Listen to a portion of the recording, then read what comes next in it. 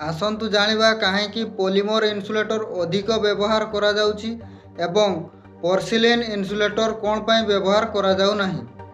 କାରଣ ପଲିମର ଇନ୍ସୁଲେଟରର ଦାମ କମ୍ ଏବଂ ଓଜନ ମଧ୍ୟ କମ୍ ଏବଂ ସେଫ୍ଟି ଅଧିକା।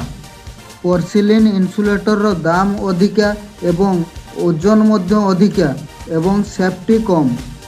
ଆସନ୍ତୁ ଦେଖିବା ଓଜନରେ କେତେ ଡିଫରେନ୍ସ ଅଛି। ଟିନ୍ ଇନ୍ସୁଲେଟର 10 କେନ୍ର ବଡ଼ ସାଇଜ୍ଟା 3 କିଲୋ 700 ଗ୍ରାମ ଓଜନ ଅଛି ଏବଂ ସେହି 10 କେନ୍ର ସ୍ମଲ୍ ସାଇଜ୍ଟା 2 କିଲୋ 300 ଗ୍ରାମ ଓଜନ ଅଛି ଏବଂ ଗୋଟେ ଡିସ୍ ଇନ୍ସୁଲେଟର 5 କିଲୋ 500 ଗ୍ରାମ ଅଛି ଏବଂ ପର୍ସିଲିନ୍ ଇନ୍ସୁଲେଟରଟି ମାତ୍ର 1 କେଜି ଅଛି। ଏବେ ଆସନ୍ତୁ ଜାଣିବା ପର୍ସିଲିନ୍ ଇନ୍ସୁଲେଟରର ସେଫ୍ଟି ବିଷୟରେ। ପର୍ସିଲିନ୍ ଇନ୍ସୁଲେଟର ଡ୍ୟାମେଜ୍ ହେଲା ପରେ ଦେଖନ୍ତୁ ଇନ୍ସୁଲେଟର ଚୁନା ଚୁନା ହୋଇ ଏଣେ ତେଣେ ପଡ଼ୁଛି। ବେଳେବେଳେ ତାର ମଧ୍ୟ ଭିରୁ ଖସି ଯାଉଛି ଏବଂ ଇନ୍ସୁଲେଟର ପାଖରେ ତାର ଛିଣ୍ଡିବାର ସମ୍ଭାବନା ଅଧିକ ରହୁଛି। ଅଧିକାଂଶ 11 କେଭି ଏବଂ 33 କେଭି ଲାଇନ୍ ରାସ୍ତା କଡ଼ ଦେଇ ଯାଇଛି, ଯାହା ଫଳରେ ଜନସାଧାରଣ ମଧ୍ୟ ଅସୁବିଧାର ସମ୍ମୁଖୀନ ହେଉଛନ୍ତି।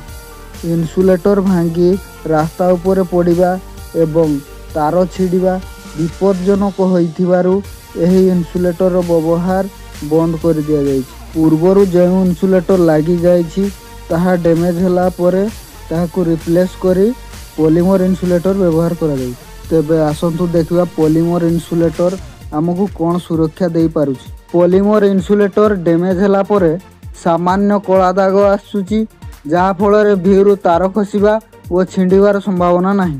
କାରଣ ଇନ୍ସୁଲେଟରଟି ଡ୍ୟାମେଜ୍ ହେଲା ପରେ ବି କୌଣସି ପରିବର୍ତ୍ତନ ଆସୁନାହିଁ, କେବଳ କଳା ଦାଗ ଦେଖିବାକୁ ମିଳୁଛି।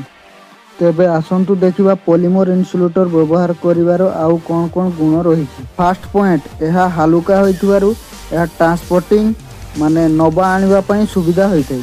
ସେକେଣ୍ଡ ପଏଣ୍ଟ, ଏହାର ଦାମ ମଧ୍ୟ କମ୍ ହୋଇଥାଏ। ଥାର୍ଡ଼ ପଏଣ୍ଟ, ଏହା ଡ୍ୟାମେଜ୍ ହେଲା ପରେ ତାହାକୁ ରିପ୍ଲେସ୍ କରିବା ପାଇଁ ଆମକୁ ଅଧିକ ସୁରକ୍ଷା ଦେଇଥାଏ।